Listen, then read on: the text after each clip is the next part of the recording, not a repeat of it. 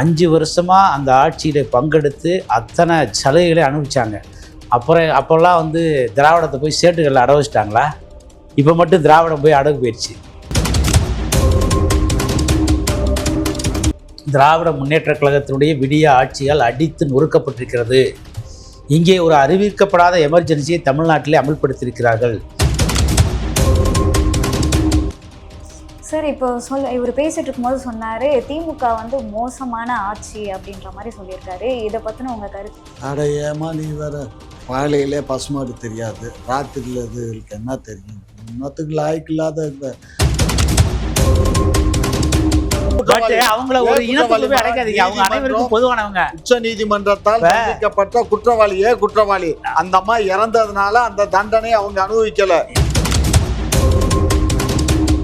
OTP கேக்குறீங்க, கொடுக்கலைன்னா மக்களை மிரட்டுறீங்க. ஏங்க, ஒரு கேடுகட்ட ஆட்சி அதிகாரத்தை வச்சுக்கிட்டு போய் இலக்கு வச்சுக்கிட்டு இலக்கு வச்சுக்கிட்டு குற்றவாளின்னு சுப்ரீம் கோர்ட் தண்டிக்கப்பட்ட ஒரு குற்றவாளியவே இல்லைன்னு சொல்லக்கூடிய உம்மட்ட பேசி என்ன பிரயோஜனம்? முடிச்சுக்கமா, நான் பேச மாட்டேன். இருந்தா மைக் எப்படி இருந்தாப்பா, மைக் எப்படிங்கப்பா? உங்களுக்கு நாங்க புரட்சி பயணம் மேற்கொண்டா இன்னைக்கு ஆஃப் பண்ணிரு போதும்.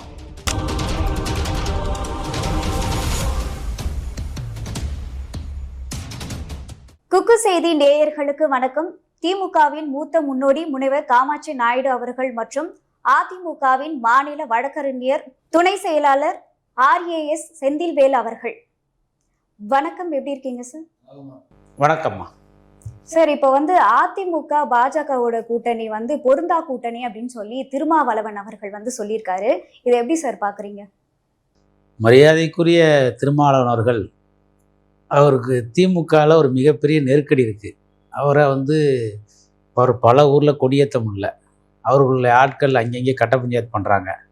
அவருக்கு பயங்கர பிரச்சனை இருக்குது. அந்த பிரச்சனையெல்லாம் மறைக்கிறதுக்காக வந்து இந்த மாதிரி அதிமுக பாஜக கூட்டணி, பொருந்தா கூட்டணி, திராவிடத்தோடு போய் அதிமுக கலந்துருச்சு. நான் உங்கள்ட்ட ஒரு கொஸ்டின் கேட்குறேன். 1999 2004 வரைக்கும் பிஜேபி தலைமையிலான அமைச்சரவையில் திமுக அங்கே வச்சிச்சு. 5 வருஷமாக அந்த ஆட்சியில் பங்கெடுத்து அத்தனை சலுகைகளை அனுபவிச்சாங்க. அப்போல்லாம் வந்து திராவிடத்தை போய் சேட்டுகளில் அடை வச்சிட்டாங்களா? இப்போ மட்டும் திராவிடம் போய் அடகு போயிடுச்சு.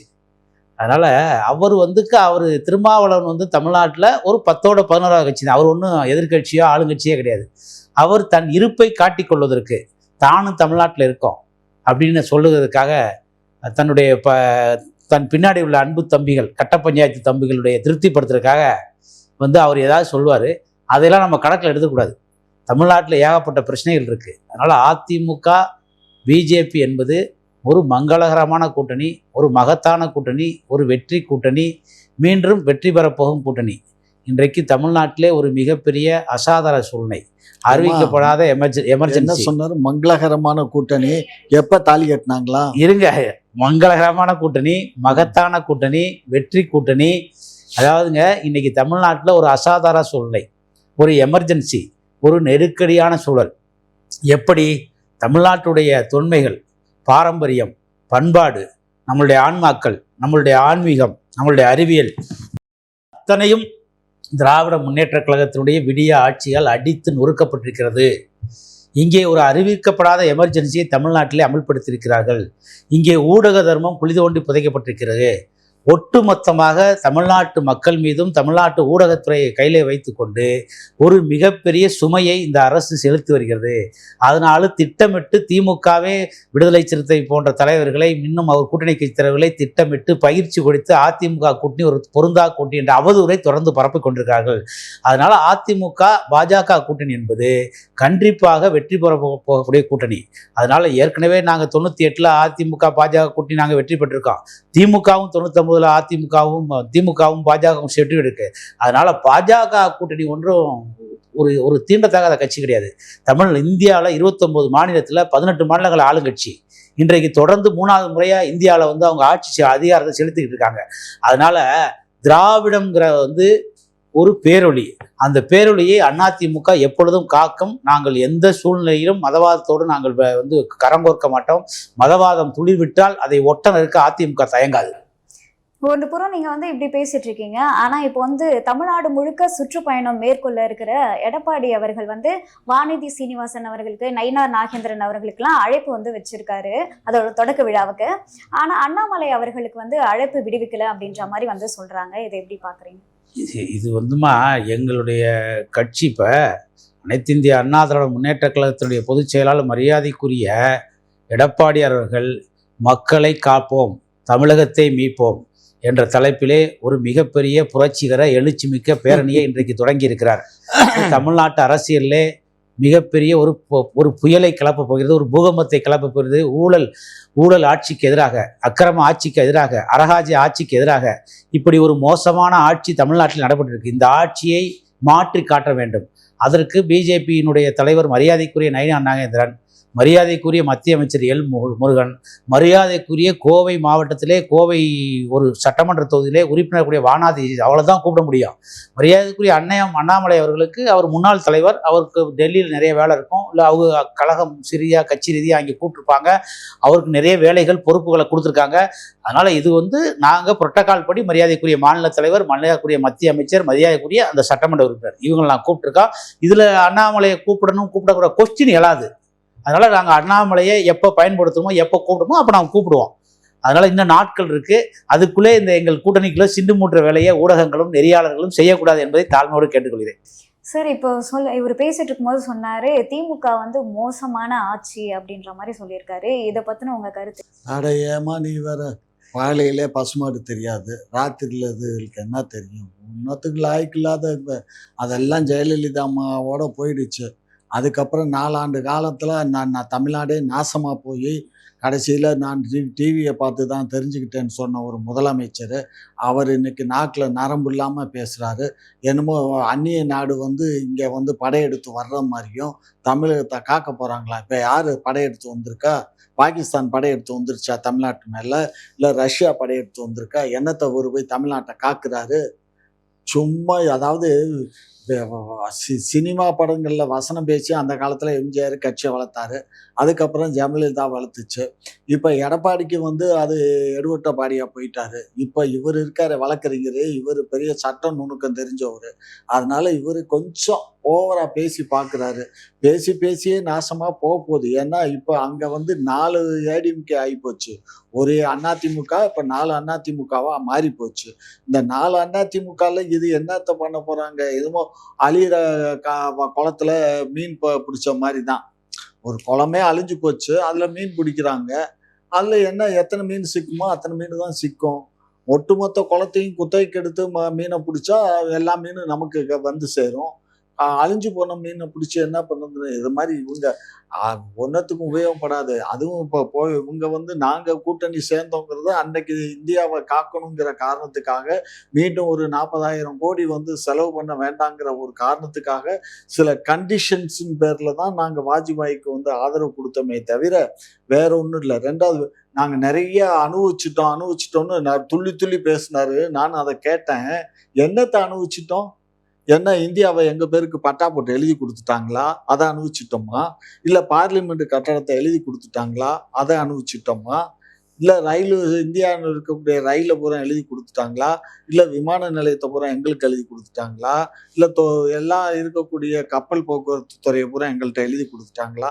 இது அனுபவிச்சிட்டாங்கன்னு தவறுதலான அதாவது வாய் புளிச்சதோ மாங்காய் புளிச்சதோன்னு பேசியே நாசமாக போகிற கட்சி தான் இந்திய அண்ணா திராவிட முன்னேற்ற கழகம்.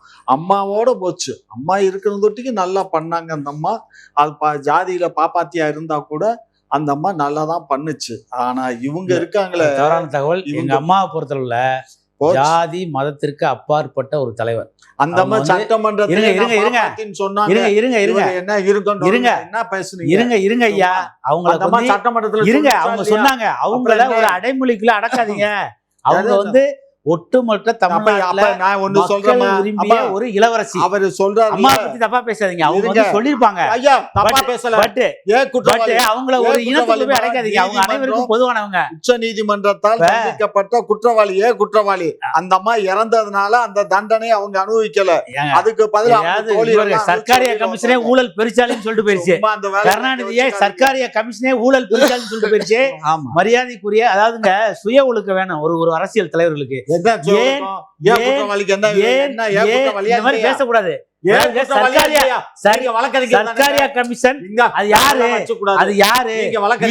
உங்க ப. சிதம்பரம், மரியாதைக்குரிய கருணாநிதி எல்லாரும் திட்டமிட்டு அந்த அம்மா மேல வழக்க போட்டு செய்யாத குற்றத்துக்கு நீங்களே காங்கிரஸ் ஆட்சியில செட் பண்ணி வழக்க போட்டு நீங்களே ஜட்ஜிகளை நியமனம் பண்ணி நீங்களே தண்டனை வாங்கி கொடுத்த கேஸ். அது அம்மா மேல அவங்க நினைச்சிருந்தால் ஒரே நேரத்துல 1 மணி நேரத்துல சட்டமன்றத்துல ஒரே ஒரு தீர்மானத்துல அந்த வழக்கை ரத்து செய்ய முடியும். அவங்க டேரிங்க அந்த வழக்கை பேஸ் பண்ணாங்க.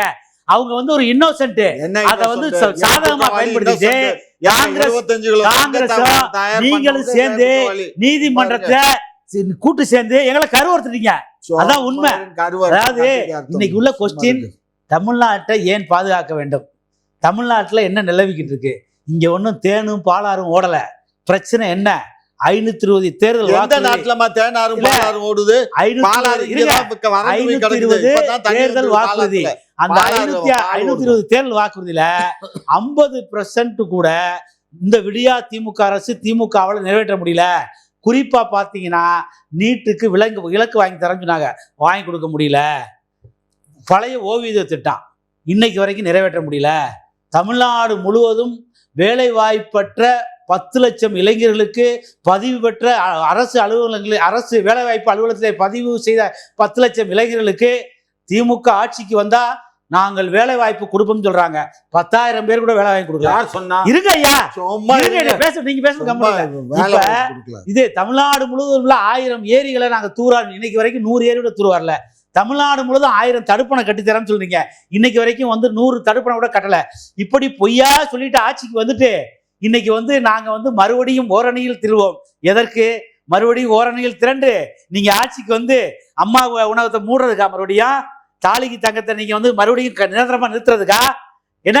அதுக்கடுத்து பாத்தீங்கன்னா கொடுக்காம ஸ்டாப் பண்றதுக்கா? அடுத்து பாத்தீங்கன்னா லேப்டாப் கொடுக்காம மாணவர்களை வஞ்சிக்கிறதுக்கா? சைக்கிள் கொடுக்காம மாணவர்களை வஞ்சிக்கிறதுக்கா? புத்தகம் பையை எல்லாத்தையும் கொடுக்காம ஒட்டுமொத்த மாணவர் சமுதாயத்தையும் வஞ்சிக்கிறதுக்கா? இப்படி எண்ணற்ற மினி கிளினிக்கை தடை பண்றதுக்கா? இப்படி சொல்லிக்கிட்டே போலாம். ஒட்டுமொத்த சமுதாயத்துக்கு ஒரு எதிரான கட்சியா நீங்க இருந்துகிட்டு ஓரநிலையா எதுக்கு தள்ளுறீங்க? போய் என்ன பண்றீங்க? வீட்டுக்கு ஆதார் கார்டுங்கிற பேர்ல ஆதார் கார்டு கேட்குறீங்க, ஓடிபி கேட்குறீங்க, கொடுக்கலைன்னா மக்களை மிரட்டுறீங்க.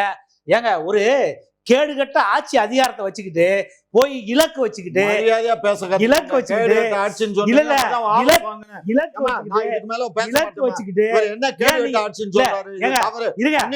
என்ன கேட்கறேன், உறுப்பினர் சேர்க்க எங்க போனா உங்களுக்கு சாதகமான பகுதிகளில் நீங்க போய் உறுப்பினர் சேர்க்கணும், நியாயம். ஒட்டுமொத்த தமிழ்நாட்டிலையும் போய் உங்களுக்கு பிடிக்காதெல்லாம் எதுக்கு ஆதார் கார்டு கேட்குறீங்க, எதுக்கு ஓடிபி கேட்குறீங்க, கொடுக்கலன்னா எதுக்கு மிரட்டுறீங்க? உங்களுக்கு சலுகைகளா கட்டாருன்னு சொல்லிட்டு ஆட்சி அதிகாரம் இருக்கனால என்ன பண்ணுவீங்களா?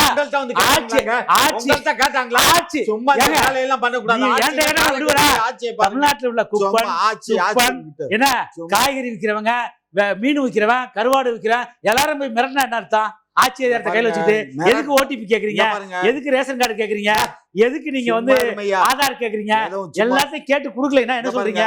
எங்கள்ட்ட வந்து நாங்க வந்து அதிகாரம் இருக்கு, உங்களுக்கு எதுக்கு செலவு மிரட்டினா என்ன? மக்களை மிரட்டுறது ஆட்சிக்கு வந்தீங்களா? அதுக்கு தான் ஓரணியில் திரள்றீங்களா?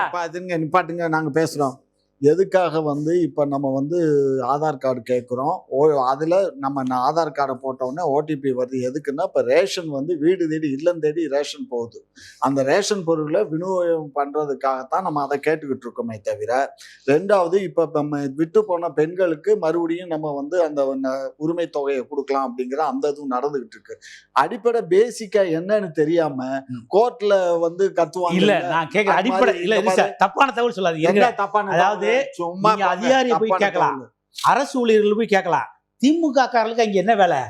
கட்சி திமுக தொண்டை தனி- போய் திமுக தொண்டன் தாங்க அந்த வேலையை பாக்குறான். ஓ. அதுக்கு வந்து நாங்க அவனுக்கு சம்பளம் என்ன மாறா போட்டு சம்பளம் கொடுத்துருக்கோம். அவன் போய் பாக்குறான் வீடு வீடு.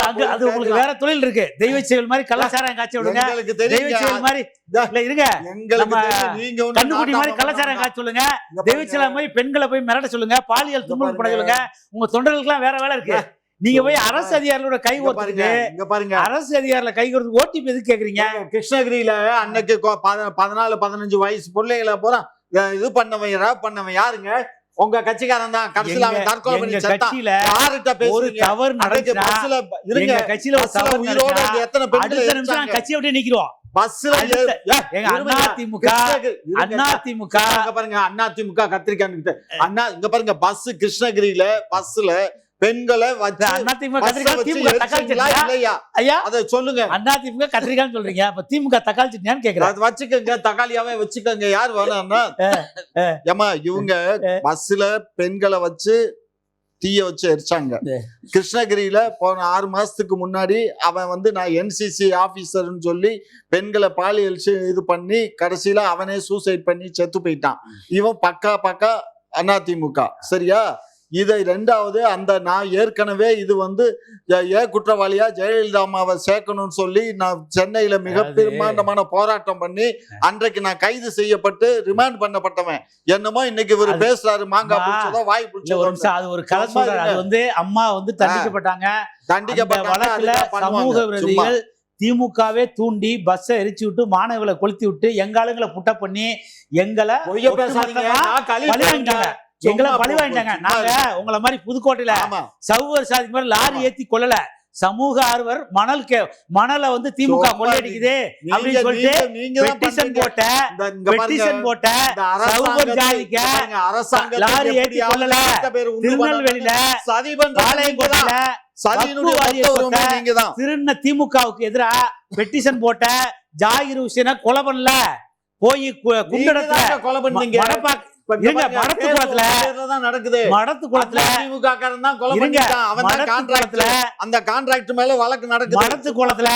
குலாம் நபி ஆசாத்னு ஒரு பேராசிரியர், ஒரு தலைமை ஆசிரியர் பக்கத்துல ஸ்கூலுக்கு பக்கத்துல வந்து திமுக காரங்க தண்ணி அடிச்சுட்டு இருந்தாங்க.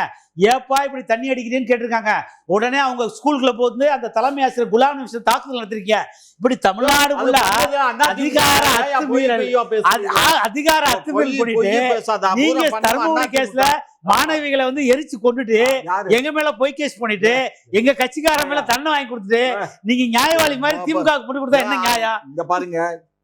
குற்றவாளின்னு சுப்ரீம் கோர்ட் தண்டிக்கப்பட்ட ஒரு குற்றவாளியவே இல்லைன்னு சொல்லக்கூடிய உம்மற்ற பேசி என்ன பிரயோஜனம்? வேண்டாம், முடிச்சுக்கமா. நான் பேச மாட்டேன். இருந்தா மைக் எப்படி இருந்தாப்பா, மைக் எப்படிங்கப்பா? நான் பேச விரும்பலப்பா. சுப்ரீம் கோர்ட் சொன்னது அடுத்த கொஸ்டின் கேளுங்க. கிருஷ்ணகிரியில குற்றவாளின்னு சொன்னது இல்லைங்கிறாங்க. சர்க்காரிய கமிஷன் ஒத்துக்கல இல்லையா? சர்க்காரிய கமிஷன் என்ன தண்டனை கொடுத்துச்சு? சும்மா தெரியாதனமா ஒரு ஊழல் இல்ல இருங்க. அதெல்லாம் எனக்கு தெரியாது. சர்க்காரிய கமிஷன் என்ன என்ற நீதிபதி சர்க்காரிய கமிஷன் என்ன சொன்னாங்க? இந்தியாவிலே மிகப்பெரிய கருணாநிதி ஊழல் பெருசாலி சொன்னாரா இல்லையா? கமெண்ட் அடிச்சாரா இல்லையா? இவருக்கு தெரியும். அப்ப ஏடிஎம்கே இருந்தா ஐயா 1000 பேர் இந்த மாதிரி நீங்க சொல்லும் போது சர்க்காரியா நீதி வந்து ரோட்ல போறவரா? அவன் என்னங்க தீர்ப்பு கொடுத்திருக்கான்? தீர்ப்பு எழுதிட்டான். சும்மா நீங்க பேசுறதெல்லாம் நியாயம். ஒருவே கருணாநிதி ஊழல் உங்களுக்கு கோவம் வருது. விசுவாசமா இருக்கலையா? சொல்றதுக்கும் இதுக்கும் கொள்ளையடிச்ச பொன்முடி விசுவாசம் அல்ல, கொள்ளையடிச்ச துரைமுருகன் விசுவாசம் அல்ல. நீங்க எவ்வளவு விசுவாசமா இருக்கல? அவங்க நீதிமன்றம் சொல்லட்டும். டூஜில கொள்ளையடிச்ச ராஜாவோட இவ்வளவு விசுவாசம் இல்ல. நீங்க பயங்கர விசுவாசமா இருக்கீங்க. ராஜாவை நீதிமன்றம் விடுதலை பண்ணிருக்கு, கனிமொழியை விடுதலை பண்ணிருக்கு. சும்மா இந்த கதை எல்லாம் இங்க விடக்கூடாது. யாருகிட்ட கதை விடுறீங்க? கதை விடுறதுக்கு வேற ஆட்டா பாருங்க. இங்க பாருங்க, உங்களுக்கு இனிமே ஈனவும் தெரியாது, நக்கவும் தெரியாது. உங்களுக்கு இனிமே நாங்க புரட்சி பயணம் மேற்கொண்டா இன்னைக்கு ஆஃப் பண்ணிரு போதும்.